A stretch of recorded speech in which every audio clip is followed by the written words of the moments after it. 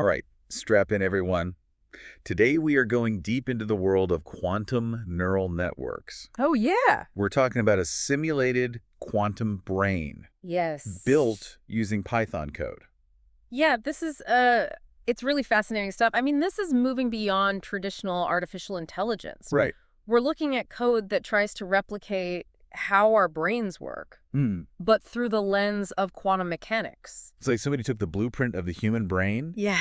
and rebuilt it It is. with quantum Legos. That's a fantastic analogy. Right. You can think of the code uses these things called qubits, which are kind of like the building blocks of quantum computing. Okay. And unlike the bits in your computer, Yeah. which can only be either a 0 or a 1, Right. qubits can be in multiple states at once. Yeah, that's where the quantum weirdness comes in. That's where the fun begins. So it's not just about neurons firing on or off. Right. There's this whole other layer of quantum information being processed. Can you help us unpack this synaptic quantum state concept? Sure. It sounds like it's describing the connections in this brain, Yeah, but on a quantum level. exactly. So each connection between neurons, we call them synapses, Right. have quantum properties. Okay. Like things like amplitude and phase, Yeah. which you can kind of think about like characteristics of a wave. Got it. And then on top of that, you have things like entanglement, where the fates of two qubits are intertwined no matter how far apart they are.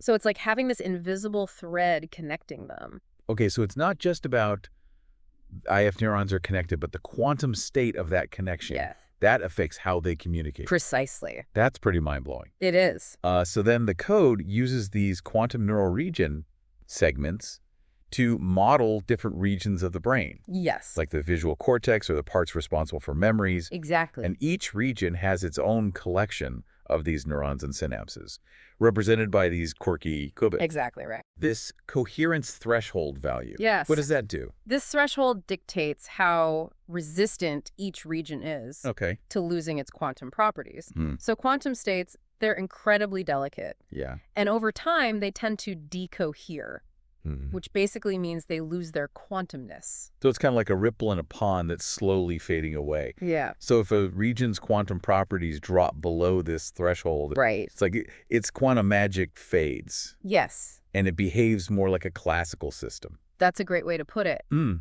And this decoherence is one of the biggest hurdles we have in building real-world quantum computers. It's fascinating how even in this simulated world, they're accounting for real-world challenges of quantum mechanics. Yeah.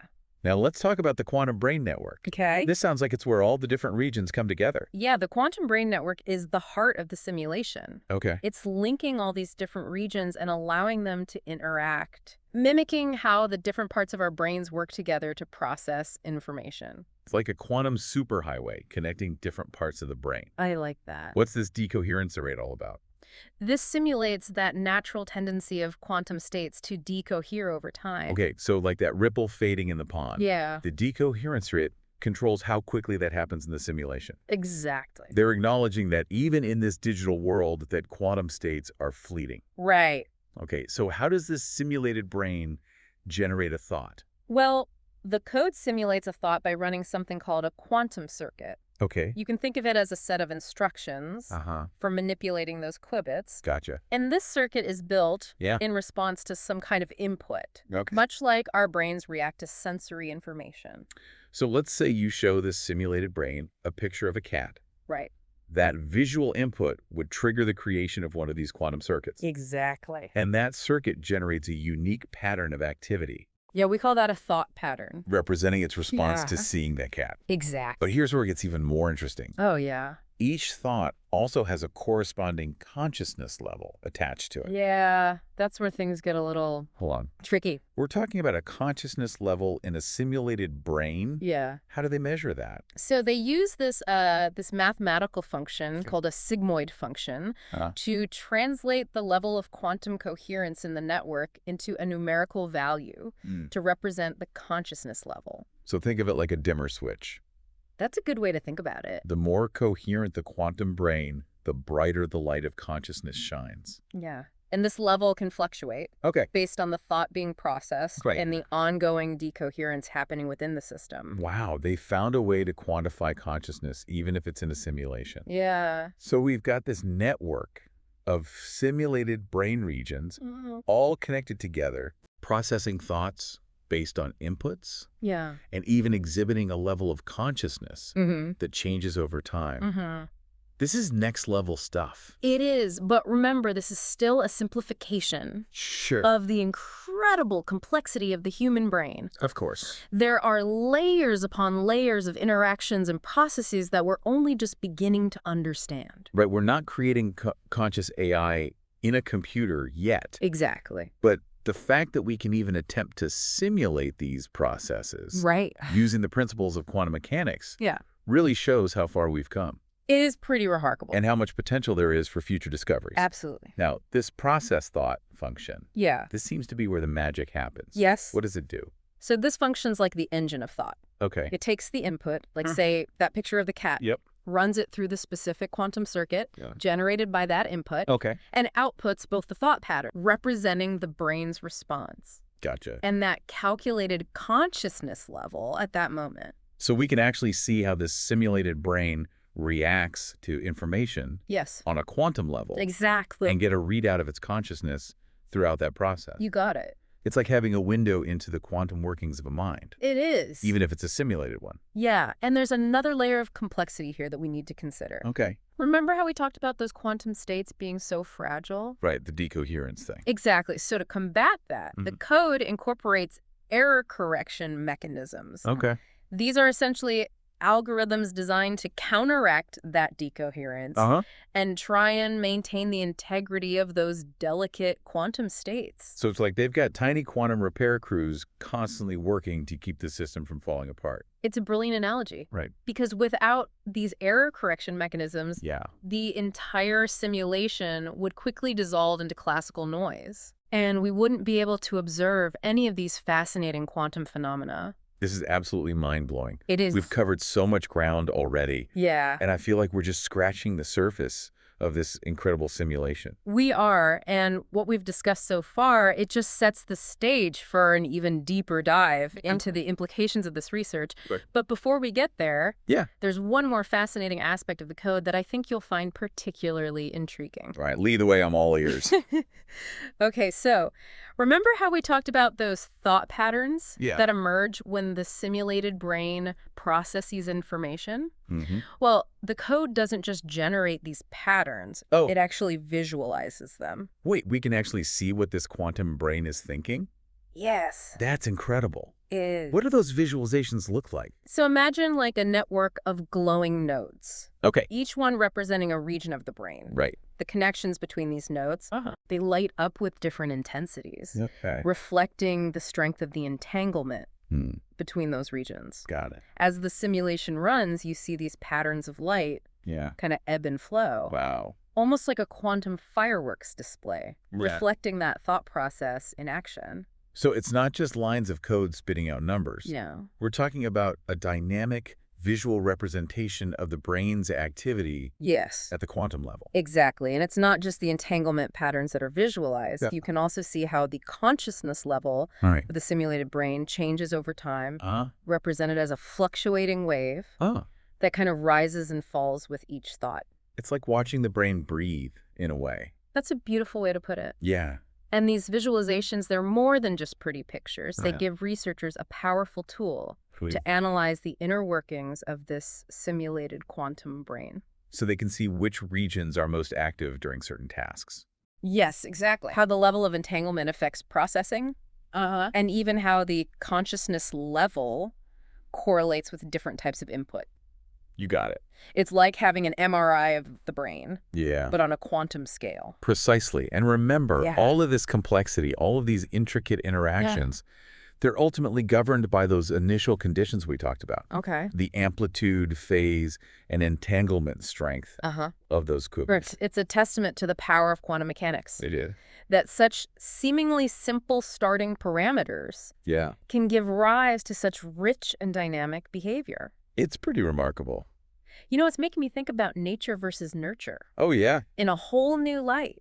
Interesting. If the initial conditions of these qubits are like the nature of this simulated brain, then the inputs it receives are like its nurture. And the interplay between those two forces shapes its development. It's a profound thought, and it makes you wonder how much of our own cognitive abilities, our personalities, our very consciousness are shaped by the initial conditions of our neural networks Right. versus the experiences we have throughout our lives. It's a question that has fascinated philosophers and scientists Yeah, for centuries. for sure. And now we have this incredible tool that might help us unravel those mysteries. At least in the realm of simulation. Right. And that's what's so exciting about this research. It is. It has the potential to not only deepen our understanding of the human brain, Yes. but also to inform the development of more advanced artificial intelligence. Absolutely. Imagine AI that can truly learn and adapt, Yeah. solve complex problems, maybe even exhibit some form of consciousness, Right. all thanks to the principles of quantum mechanics. That would be incredible. It's mind-boggling to think that we might be on the verge of creating machines that think more like us, or at least mimic certain aspects of human thought. Right. But it also raises some profound questions Yeah. about the nature of consciousness itself. Sure. If we can simulate it in a machine, does that make it any less real? That's a question that philosophers have grappled with for ages. Right. And it's one that becomes even more pressing Yeah. as we develop increasingly sophisticated AI.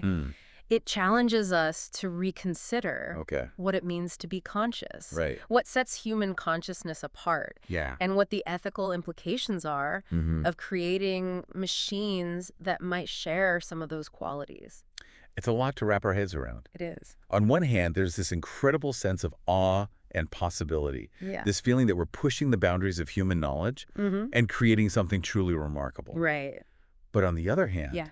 there's this sense of unease, this questioning of what it means for our future. If we succeed in creating machines that rival our own cognitive abilities. It's a complex mix of emotions, for sure. Right. And it's important to acknowledge both the excitement and the apprehension Okay. as we venture into this uncharted territory. Yeah, this research has the potential to revolutionize our world It does. in countless ways. But it's crucial that we proceed with caution Yes. and carefully consider the ethical implications Absolutely. of every step we take. I agree. You know, as we've been discussing this simulated quantum brain, Yeah. I've been struck by how much it mirrors the scientific process itself. Interesting. We start with these basic building blocks, qubits in this case, Okay. and we try to assemble them into something that resembles the complexity of the real world. Right. We create models and simulations. Yeah. We test and refine. We try to understand how the pieces fit together and what emerges from their interaction. Right. And in doing so, we gain a deeper appreciation. Yeah. For both the beauty and the mystery of the universe we inhabit. It's a beautiful analogy. Right. And just like with the scientific process, Okay. there are always more questions to ask, more mysteries to unravel. Yeah. This simulated quantum brain is just one small step Okay. on a much larger journey. Right. A journey to understand the nature of intelligence, consciousness, and the very fabric of reality itself. Right. And it's a journey that we're all on together. It's a journey that's both exhilarating and humbling. I agree. We're pushing the boundaries of what's possible. Yeah. But we're also constantly reminded of how much we still don't know. Right. And that's what makes it so fascinating. Okay. You put it perfectly. Yeah. And as we continue to explore this quantum frontier, there will undoubtedly be even more surprises and breakthroughs awaiting us. Right. Who knows what incredible insights and technologies we might uncover in the years to come. I can't wait to see what the future holds. Yeah. But for now, I have a feeling you've got one more thought-provoking insight I do. to leave us with before we wrap up this deep dive. I think that's a good assessment. All right, go for it. So here's something to ponder. So we've spent this whole deep dive exploring this simulated quantum brain. Yeah. We've seen how it processes information, generates thought patterns, Right. and even exhibits this fluctuating consciousness level. Yeah, it's been a wild ride for sure. It has. We've gone from understanding how these qubits are kind of like quantum Legos Right. to witnessing these simulated thought patterns light up like a quantum fireworks display. It's pretty amazing. It really highlights how quantum computing could be used to unlock the secrets of the human brain. but also to reshape the future of artificial intelligence. Absolutely. But like we've been talking about, Right. this journey comes with a really profound question. It does. Does achieving a certain consciousness level in a simulation really mean that the simulation is conscious? That's the big question. It's truly conscious in the way that we experience it. Yes, because this simulation, Right. as remarkable as it is, Yeah. still operates within the confines of code, Right. algorithms, Right. and mathematical models. Yeah, it's a human-made construct. Yeah, it is. Designed to mimic certain aspects of consciousness. Hmm. But does it truly capture what it means to be aware, Right. to feel, Yeah, to experience the world subjectively? that's what we don't know. It makes you wonder if there's something unique Yeah. about human consciousness. Mm. Something that goes beyond the computational capabilities Right. of even the most advanced quantum computer. It really gets to the heart of this philosophical debate Yeah. about the nature of consciousness. Is consciousness purely a product of physical processes in the brain? Something that we can just replicate in silicon or qubits? Right? Or is there something more, Yeah. something intangible that defies our current scientific understanding? It's a question that each of us has to grapple with I agree. as we consider the implications of this research. There are no easy answers, No? but I think just asking these questions Right. shows how powerful this simulation really is. It's not just about creating a digital brain in a computer. Right. It's about pushing the boundaries of our understanding Yeah. of what it means to be human. Beautifully said. And as we continue to develop these increasingly sophisticated simulations of the human brain, Yeah. these questions are only going to become more pressing. They are, and they force us to confront our own assumptions about consciousness, Right? intelligence, Yeah. and the relationship between mind and matter. It's a humbling reminder that even as we make these groundbreaking scientific advances, there are still so many things that we just don't know. There are. And maybe some mysteries are best left unanswered, Perhaps. at least for now. But the beauty of science is that it's driven by curiosity, a desire to unravel the mysteries of the universe. Yeah. Even if it means confronting the unknown. And I have a feeling this journey into the quantum brain is just the beginning It probably is. of a much larger exploration. Yeah. One that will continue to challenge our assumptions. Right. And reshape our understanding of ourselves and the world around us. I agree. You've given us a lot to think about today. It's been my pleasure. Thanks for taking us on this incredible deep dive into the quantum brain. It was great being here. And to all of you listening, thank you for joining us on this journey. Yes. Thank you. Keep those brains buzzing, whether they're quantum or not. Absolutely. We'll catch you on the next deep dive.